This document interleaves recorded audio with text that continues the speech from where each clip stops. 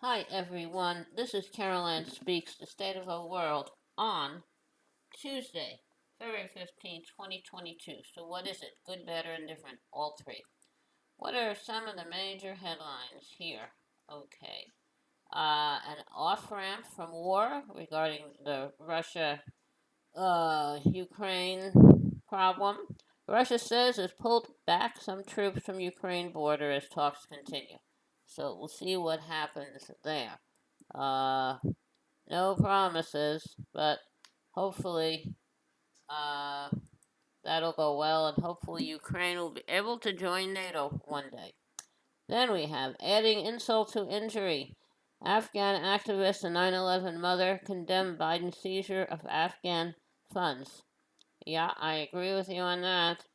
Uh, Afghanistan has funds here in the U.S., and Biden wants to seize $7 billion of Afghanistan's federal reserves frozen in the U.S. and have half the families of 9/11 victims and half for humanitarian aid in Afghanistan.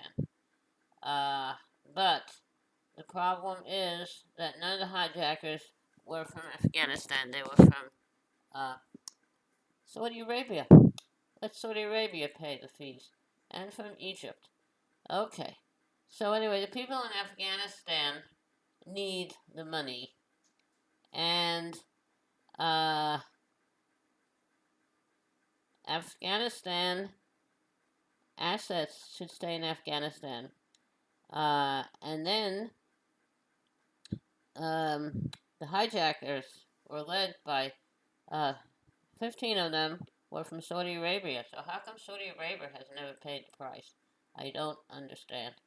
Okay, now, um, as early voting begins, Texas sees spike in rejected ballots due to sweeping new voter restrictions. So hopefully, uh, Texans will keep their right to vote, and the laws will change to make it more complicated. Okay, then backed by Congressman Cortez, Ocasio-Cortez, and Bernie Sanders, uh, Greg Cesar and Jessica Cisneros are gaining um, supporters to have two wins in Texas congressional seats. That would be nice. Okay, now, what else? Russia withdraws some troops from Ukraine border, says it's open to more diplomacy. That's nice. Withdraw some, but why did they go there in the first place? And they still have to return Crimea. California will keep mask mandate for schools as universal mask mandate ends. Canadian Prime Minister invokes emergency powers as police say anti-vaccine protesters plotted violence. I think Canada handled that whole situation terribly. They should have treated the protesters, the anti-vax people, the same way they treat their indigenous people who try to protect their land and their water resources. Okay. Um, Now, um, and these protesters in Canada, these anti-vax people, they plotted violence. So lock them all up, put them away. Thousands of nurses go on strike in Australia as Australia faces its first COVID-19 surge. They want to limits on nurse to patient ratios, better pay, and healthcare as healthcare workers grapple with Australia's first major surge of the COVID-19. So thousands of nurses in New South Wales have walked off the job. And I hope they get everything they deserve, everything they're asking for. Now, what else we have? Civil society groups demand Moderna drop vaccine patent filings in South Africa. South Africa, uh, you're taking a poor country, and Moderna wants to have a vaccine patent, for his company files in South Africa, and he refuses to work with the WTO to waive patent rights so the vaccine can be manufactured by others so that people can get the vaccine and get well. For over a year, Moderna, Pfizer, and other drug makers have lobbied successfully to block a waiver of the coronavirus vaccine patent rights at the World Trade Organization. Well, just take over the companies, like we did with General Motors. We had the auto companies having problems back in 2008. Take over the drug companies, nationalize them. These people are billionaires. We U.S. provided their tax money to develop research, development, test and evaluation, distribution of these vaccines. So, and then they're charging the U.S. government money to get the vaccine doses? That is crazy. Okay. Sudanese forces killed 2 more protesters demanding an end to military rule. Sudan has been a problem for a long time. It's a former colony of the West. Hope that gets resolved. I hope the people win. Israeli Prime Minister meets Bahrain's Crown Prince in first of its kind visit. That's wonderful. Oh, that's great.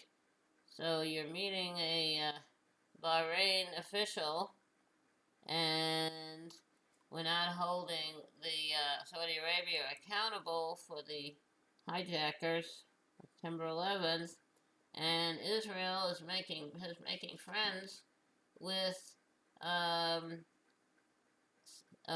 autocratic leaders of the Arabs in Bahrain, in other places, Morocco.